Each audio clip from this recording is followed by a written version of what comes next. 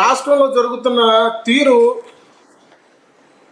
Social media అనే దాంట్లో ఇష్టారీతిగా ప్రవర్తించి రావణ అనే వ్యక్తి ఉగ్రవాద చర్యలకు పాల్పడే వ్యక్తులకు ప్రేరేపిస్తున్నట్టుగా సంఘ విద్రోహ శక్తిలాగా ఒక నక్సలైట్కి భావజాలానికి తగ్గట్టుగా అదే హిందూ వ్యతిరేకవాదిగా సెక్యులర్ అని చెప్పేసుకొని సో ఇట్లాంటివన్నీ చూసుకొని హిందూ దోషిగా ప్లస్ నక్సలైట్ భావజాలం ఉన్నట్టుగా అతను వాక్యాల్ని పరిగణలో తీసుకొని పోలీస్ శాఖ వారు అతని మీద పలు సెక్షన్ల మీద ఆయనకి రిమాండ్ పంపించారు. ఈ కోర్టుకు సంబంధించిన వాదోపవాదనలు తెలిసిన తర్వాత అతనికి శిక్ష పడుతుందా లేదంటే 3 సంవత్సరాల నుంచి 7 సంవత్సరాల లోపు జైల్లో ఉండాల్సి వస్తుందా అనేది అది తదుపరి కార్యాచరణ. ఈలోపే జగన్మోహన్ రెడ్డి గారు అండ్ వైసీపీ పార్టీ టీం ఎట్లాగా అయిపోయిందంటే కూటమి మీద విష ప్రచారం చేయడం. పవన్ కళ్యాణ్ గారు అసలు లెక్కలో లేని రావణ లాంటి వ్యక్తుల్ని మేము ఏదో కక్షపూరితంగా మేము చేస్తున్నామని చెప్పడం. సో ఇక్కడ చూసుకోండి, రాజకీయంగా ఇటు మొదలుపెట్టింది ఫస్ట్ వైఎస్ఆర్సీపీ శ్రేణులు అని చెప్పాలి. అతను ఇంతకుముందు 4 పోలీస్ స్టేషన్ల ప్రకారంగా తిరిగాడు. ఆ 4 పోలీస్ స్టేషన్ తగ్గట్టుగా ఇవాళ బెయిల్ వచ్చింది. అతను చేసిన వ్యాఖ్యల ప్రకారంగా ఎవరు తీసుకున్న కోతులో వాళ్ళే పడ్డట్టుగా ఇవాళ చేసిన రావణ అనే వ్యక్తి యూట్యూబ్ ఛానల్లో చేసిన వ్యాఖ్యల ప్రకారంగా అతను ఓచలు లెక్క పెడుతున్నాడు. దీనికి కూటమిలో ఉన్న ప్రభుత్వానికి కానీ పవన్ కళ్యాణ్ గారికి కానీ లేదంటే ఇటు చంద్రబాబు నాయుడు గారు లేదంటే లోకేష్ గారికి కానీ ఇటువంటి సమస్యలు ఎవరికి కూడా సంబంధం లేదు. చట్టం తన పనే తాను చేసుకుంటూ పోతుంది.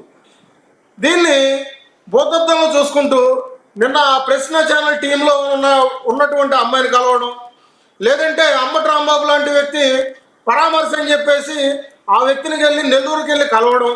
సార్ ఇప్పుడు సంఘ విద్రోహం చెప్పేసి పలు సెక్షన్ల కింద పోలీసు వారే ఉపా చట్టం అనేది ఒకటి పెట్టి పలు సెక్షన్లు పెడితే వెళ్ళి పోలీస్ స్టేషన్కి వెళ్ళి కలుపుతూ ఉంటారు. సార్ అసలు వీళ్ళు బుద్ధి ఏంటో నాకు అర్థం కాదు. గంజాయి బ్యాచ్ని కలుపుతారు, లేదంటే శవాల రాజకీయాలు చేస్తానంటారు.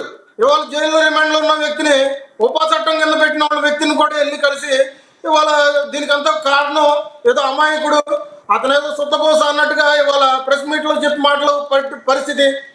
సో ఇక్కడ వైఎస్ఆర్సీపీ వాళ్ళు అనేది వాళ్ళ నాయకులకు అనేది మేము పలు విధాలుగా పలుసార్లు కూడా మేము చాలా చెప్తున్నాం. మీరు రాజకీయంగా ఏ విధంగానూ విభేదించండి, తీసుకుంటాం. కానీ ఒక సంఘ విద్రోహం అనేటువంటి ఒక నేర చరిత్ర ఉన్నటువంటి వ్యక్తిని, ఒక పలు కూటమి మీద విష ప్రచారాలు చేసిన వ్యక్తిని మీరు ఈరోజు మీరు సానుభూతితనంగా వెళ్ళి అతనికి మద్దతుగా ఇవాళ మాట్లాడుతున్నారంటే ప్రజల్లో మీకు ఆ బలం తగ్గబట్టే కదా 11కి మీరు పడిపోయారు. మరి ఈరోజు మీరు చేస్తున్న పరిస్థితి ఏంటి? దానికి తోడు రాజద్రోహం అని మాట్లాడుతున్నారు. సార్ మీకు ఒక మాట చెప్తున్నాను, వాళ్ళ హయాంలో ఇదే రాజద్రోహం చట్టం 29 మంది మీద పెట్టారు. సార్ మీరు కావాలంటే ఒకసారి చూసుకోండి సర్వేలు ఇవాళ రోజున, లేదంటే ఒక్కసారి చూసుకొని రఘురామకృష్ణరాజు గారి మీద ప్రశ్నిస్తున్నారని చెప్పేసి టీవీ5 ఏబిఎన్ ఛానల్ మీద కొంతమంది వ్యక్తుల మీద అన్యాయంగా రాజద్రోహం చట్టం అనేది వెలుగులోకి తీసుకొచ్చింది వైఎస్ఆర్సీపీ శ్రేణులు. ఇవాళ ఈ ఉపా చట్టం అనేది రావణ మీద ప్రయోగించడం అనేది తప్పన్నట్టుగా మాట్లాడుతున్నారు. ఆయన మీద పెట్టిన సెక్షన్లు ఇవాళ తప్పన్నట్టుగా చెప్తున్నారు. అదేవిధంగా పేరు నాని కానీ కొడాలి నాని ఇలాంటి వ్యక్తులు కానీ మీరు తెలుసుకోవాల్సిన విషయం ఏంటంటే ఉపమా చట్టం అంటారు. సార్ మనం ప్రజానాయకులు సార్ 4 సార్లు గెలిపించారు కొడాలి నాని లాంటి వ్యక్తిని. అటువంటి వ్యక్తి వాళ్ళ రోజున ఉప్మా చట్టం ఇడ్లీ చట్టం అని అవహేళన చేస్తారా? రాజ్యాంగాన్ని, న్యాయ వ్యవస్థని ఇట్లా దిగజార్చేటట్టుగా మాట్లాడతారా? మనం కొంచెం ప్రజల్లో తిరుగుతున్నాం. ఇవాళ మీరు మీ పరిస్థితి బాగాలేదు, మీరు ఎటువంటి న్యాయం చేయలేదు, గుడివాడ అనే నియోజకవర్గాన్ని అభివృద్ధి చేయలేదు కాబట్టి చీకొట్టి పక్కన పంపించారు. అయినా మీకు ఇవాళ బుద్ధి రాకుండా రాజ్యాంగబద్ధంగా ఉండాల్సిన మీరు నాయకులు ఇవాళ మీరు ఇటువంటి విమర్శలు మీకు అసలు సరైన విమర్శలేనాయి? కొడాలి నాని లాంటి వ్యక్తికి చదువుకోలేదు, చదువుకోపోయినా కానీ సంస్కారం ఉండాలి కదా సార్. ఉప్మా చట్టం ఇడ్లీ చట్టం అని మాట్లాడతారా?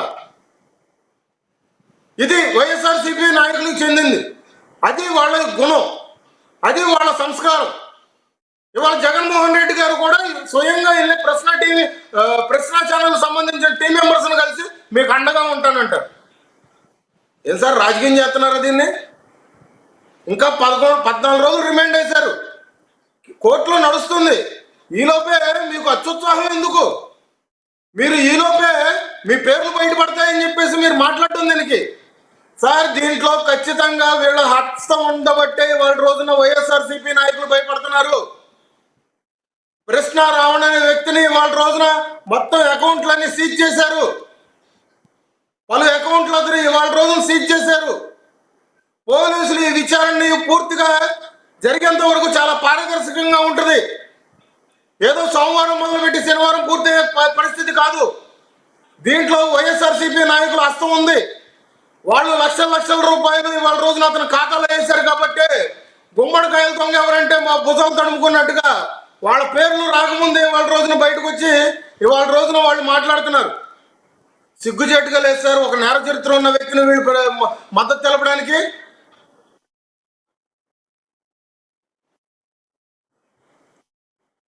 కాకాని గోవర్ధన్ రెడ్డి గారు కావచ్చు, లేదంటే పెద్దిరెడ్డి రామచంద్రారెడ్డి గారు ఇప్పటికే చెప్పారు. ఒకసారి పెద్దిరెడ్డి రామచంద్రారెడ్డి గారు బయట ప్లే చేయండి.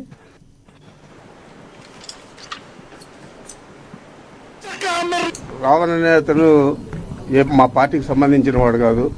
ఆయన ప్రశ్నించింది పవన్ కళ్యాణ్. మరి ఏ విధంగా మేము ఆయన తీసుకొచ్చి ఇక్కడ మాట్లాడించాము? మేము మాట్లాడలేదు కదా. అదేవిధంగా ఎవరైనా ఒకరిని టార్గెట్ చేసి చంపేస్తే వాడు క్రిమినల్, వాడికి ఎందుకు సపోర్ట్ చేస్తారని అడగచ్చా చంద్రబాబు నాయుడు, పవన్ కళ్యాణ్? మరి అదేవిధంగానే కదా విజయవాడలో చంపేసి బూడిద కూడా దొరకకుండా వాళ్ళ తల్లికి చేసి అతన్ని ఇతను క్రిమినల్ అని చెప్పి మాట్లాడడం సబబేనా? మరి ఇలాంటివన్నీ కూడా తెలుగుదేశం పార్టీకి, జనసేన పార్టీకి వాళ్ళకి చెల్లుతాయి తప్ప మేము ఎప్పుడు కూడా క్రిమినల్స్ను ప్రోత్సహించడం లేదు. ఏదైనా న్యాయబద్ధంగా ఉండే వాళ్ళకి సపోర్ట్ చేస్తాం, ఏదైనా అన్యాయం జరిగిన వాళ్ళకి సపోర్ట్ చేస్తాం. అది తప్పంటే చంద్రబాబు నాయుడు ఏం అదేవిధంగా క్రిమినల్స్ అయితే చట్టాన్ని చేతిలో తీసుకొని చంపేస్తారని మేమంటున్నామని వైసీపీ వాళ్ళు అంటున్నారు. ఏమంటారు? ఇప్పుడు విజయవాడ కృష్ణలంక సాయి కృష్ణ కేసే తీసుకోండి. కూటమి ప్రభుత్వము అది 4 సభ్యులతో కలిపి సిట్ అధికారులను నియమించి వాళ్ళ రోజున చాలా స్పీడ్గా ఫాలోఅప్ చేస్తున్నారంటే దానికి కారణం ఎవరు? చంద్రబాబు నాయుడు గారు. మీకు ఇంకో విషయం, ఆ సిట్ అధికారులను నియమించిన తర్వాత 103 అనేది ఒక సెక్షన్ ఒకటి పెట్టారు. ఆ సెక్షన్కి దాకా చట్టం తెలుసా సార్ ఈ వైఎస్ఆర్సీపీ నాయకులకి? జీవిత ఖైదు నుంచి మరణ శిక్ష పడే శిక్ష అది. ఆ సెక్షన్ని వాళ్ళ రోజున మీరు సిట్ అధికారులతో పాటు అక్కడ కూటమి ప్రభుత్వం పెట్టింది. లక్ష్మీకాంత్ గారు ఇక్కడ అడిగేది ఏంటంటే, లక్ష్మీకాంత్ గారు చట్టం మరణశిక్ష విధిస్తే పర్లేదు, మీ ప్రభుత్వ హయాంలో సర్కిల్ సిఐగా ఉన్నాయన పూర్తి కూడా చేయడాన్ని మేము ఖండిస్తూ అంటున్నారు. నాగరాజ్ అనే వ్యక్తి ఫస్ట్ సస్పెండ్ చేసింది ఫస్ట్ కూటమి ప్రభుత్వం సార్. ఇక్కడ మేము పూర్తిగా విచారణ జరగకుండా మేము వివరణ ఇచ్చుకోలేము. అదే మేము చెప్తున్నాం స్టార్టింగ్ నుంచి. ఇవాళ సాయి కృష్ణ విషయం అయినా కానీ, ఇవాళ రోజున రావణ్కి విషయం అయినా కానీ, మేము ఏదైనా కానీ పూర్తిగా జరిగిన తర్వాతే మేము జవాబుదారీతనం అనేది ప్రజలు చెప్పుకుంటాం. నేర చరిత్ర ఉన్న వాళ్ళకి మేము మద్దతు తెలపం. గంజా బ్యాచ్కి వెళ్ళి మేము ఓదార్పులు చెయ్యం.